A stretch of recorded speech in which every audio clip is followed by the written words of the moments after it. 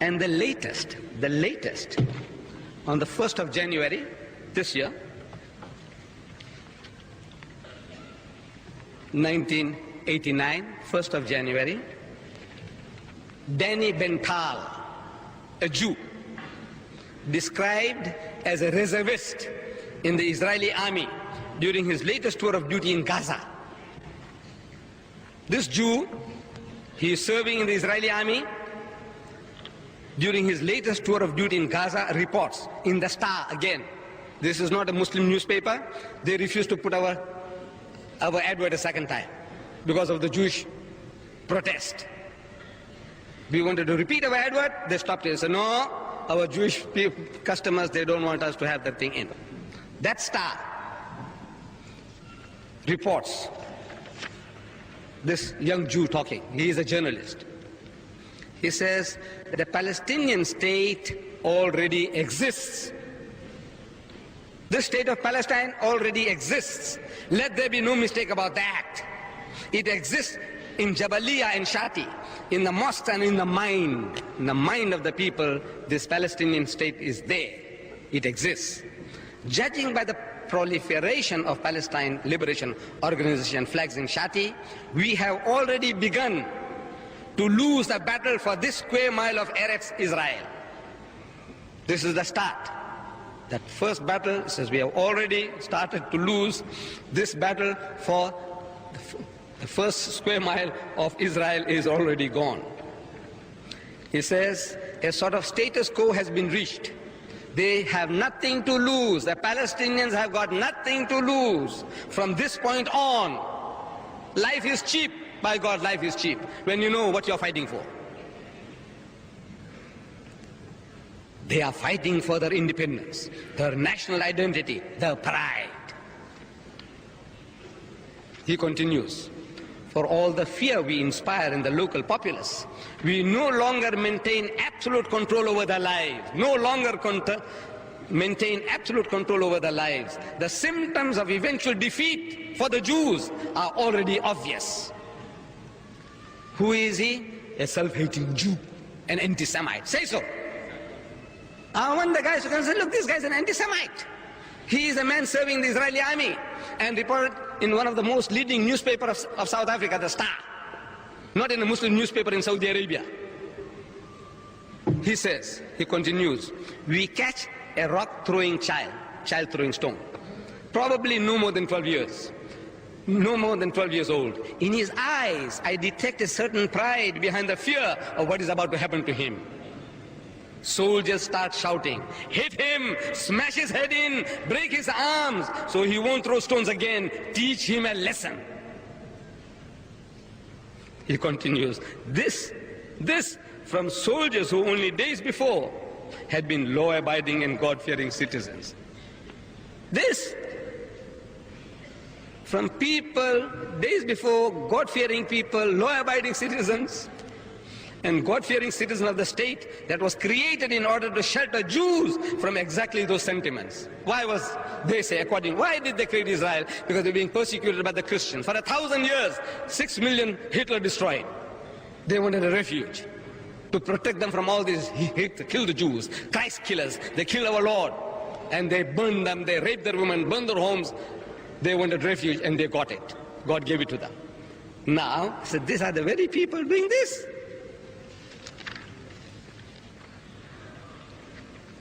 He says, he's crying. This Danny Bental, this Jew, young Jew is crying. So we, more than any other nation on earth, should understand that. Whenever a youth hurls a rock at me, stone at me, I cannot but feel guilty in the knowledge that were I in his situation, I would also be throwing rocks. If people were doing that to me, I would do the same thing to him. I'll be throwing rocks. But how can I, a soldier, turn to him and say, as a Jew whose people have known so much suffering at the hands of others, I sympathize with you. How can I say that? He is a soldier of Israel. How can he say that? I sympathize with you for what you're doing to me. These children are beautiful. Out of the litter and the stench, they emerge young jewels with clear dust-colored faces and wide, bright, innocent-seeming eyes. The 3-year-olds wave at us as our patrol passes. The 5-year-olds already understand that we are the enemy. Gleefully, they show us the V for victory sign, not really appreciating what it means. Innocent children. We all know, the Jewish soldiers, we all know what to do, behaving firmly, yet politely, as the situation demands. And the situation sometimes demands us to be sons of bitches. Now go and quote me. He said, Deidat says that the Jews are sons of bitches. You know, what sickness is this? I'm telling you, this is Danny Ben Tal, a Jewish reservist. These are his words reported in a reputable newspaper called The Star. And he says, and the situation sometimes demands us to be sons of bitches. And what they're going to do tomorrow morning in the newspapers, you say, Deidat says the Jews are sons of bitches. That's what they're going to say. Deidat said that they are sons of bitches. Am I saying that? This is what the Jew is saying, that this is how we behave, like sons of bitches. You know what that means. 21 years. 21 years have gone by since the territories fell under Israeli control. A whole generation has grown up there. Yet they are no closer to accepting us as anything but a foreign occupying power. And the Jewish settlers continue to live the lie, locked in their government-subsidized houses out of earshot of the rioting neighbors. They appreciate that the safety depends on the army. Every evening, they travel the strip in minibuses, distributing hot soup and food to the weary patrolling troops, trying to bribe them. They say, look after us. Because they know. Israel knows. You see the pictures in that little booklet. Look at the children there. Look at the women there in those pictures. And you'll realize that if the Jews only put down their arms for a week, these little children and the women will chew the Jews alive. They'll tear them to pieces with their bare hands. Why wait for that? Why create that? He says here, every evening, and food to the weary patrolling troops. Most soldiers accept gratefully. Soldiers are soldiers. Somebody brings you hot soup, hot cakes, samosas, kusistas. Who wouldn't like to have that? Accept gratefully. Others kid themselves that by logical argument they may persuade the settlers that the day of judgment will come and they will return to live in Israel, their bank accounts swelled beyond recognition by government compensation. The few peace-seeking idealists among us, among the soldiers of Israel, refuse that charity. They won't even tolerate, they won't even have that hot soup. They won't have that hot samosas, nothing. They know what it means. That's bribery. You're bribing us to carry on with this work. This is the few peace-seeking idealists among us, among the soldiers of Israel, refuse their charity, not willing to condone the occupation by even the tiniest of symbolic acts. The Quran describes that beautifully. Allah says, "Minhumul mu'minuna wa aktharuhumul fasiqun." Among them, there are sincere, good-hearted, good people. Among the Jews, God says in the Quran, "Minhumul mu'minuna wa aktharuhumul fasiqun." But the majority of them are perverted transgressors. And He says about those, yet there are Israeli politicians, those perverted transgressors, who for their own cynical ends perpetuate the myth that the intifada, the uprising, the revolution in the making is trifling. It's nothing. You got the gun, you got the power. So those who claim that the grassroots popular revolution can be quelled deliberately mislead the nation. The fact is that there is no military solution to this political problem. There is no military solution to this political problem. Almost every reservist who has spent time in the territories this year has seen that.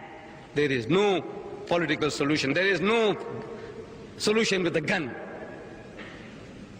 And you carry on. He says, and if we stay, we are going to be dragged deeper into the quagmire. As world opinion shifts even further against us, eventually a solution of sorts will be forced upon us, upon the Jews. We will retreat with our tail between our legs, like a beaten dog with the tail between your legs. This is what he says. This is how you're going to end off. When the whole world opinion, and there is a saying among us Muslims, that there is a hadith which says a time will come that even the stones will cry that there is a Jews hiding behind me. You know what that implies? Stones don't talk. This is the language of the Bible also. Jesus Christ telling the Jews, he says, think not that you have Abraham as a father, for God can raise up children unto the stones to Abraham.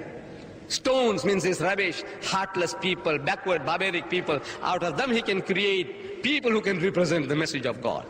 Stones, meaning the most hard-hearted people, most cruel people. Even they will recognize that this Jew is hiding behind a Christian name, a facade, a facade.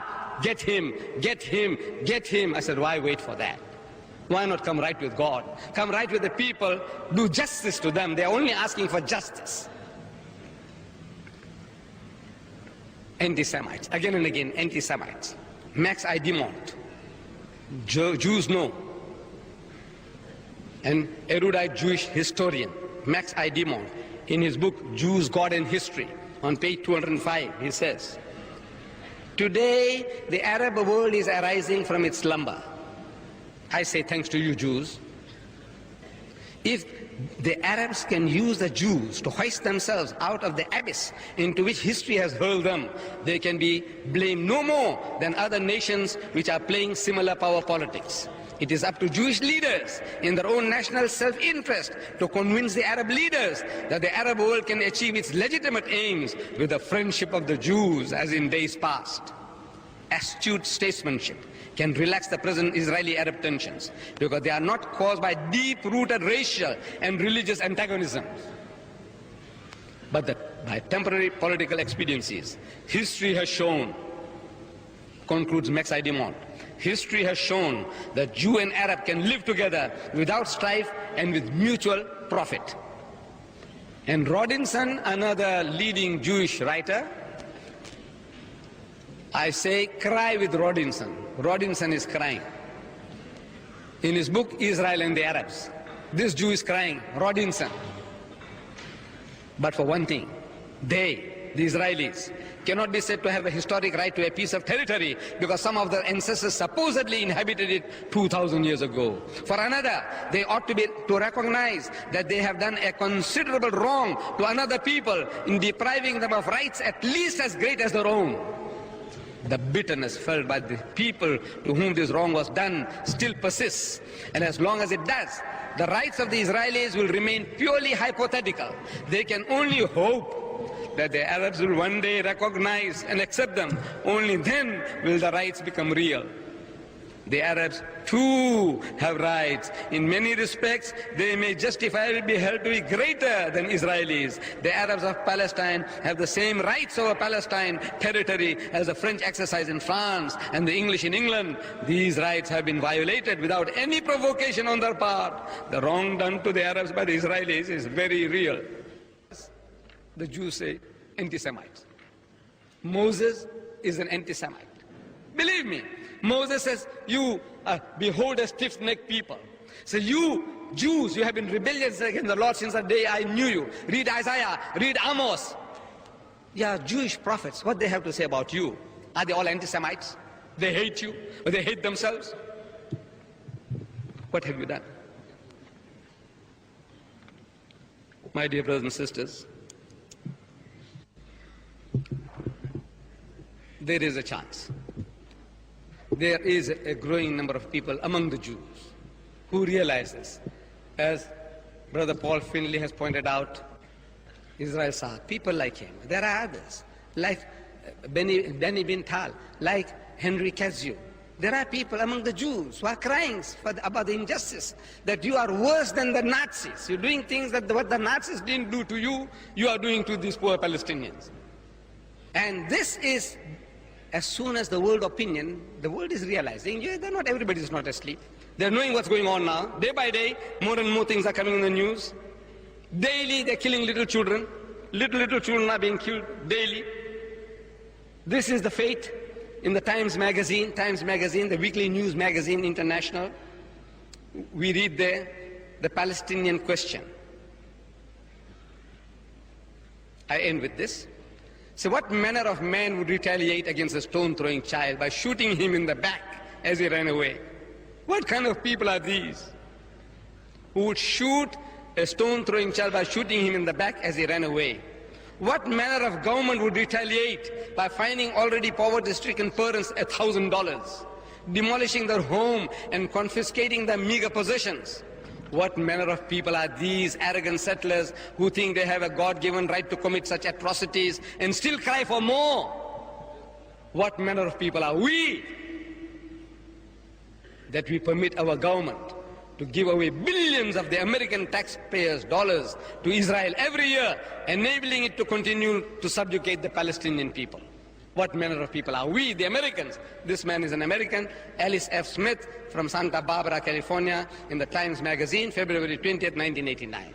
There are people who are waking up to the situation, and this will create either you change or destined for destruction. وآخر الدعوانا الحمد لله رب العالمين.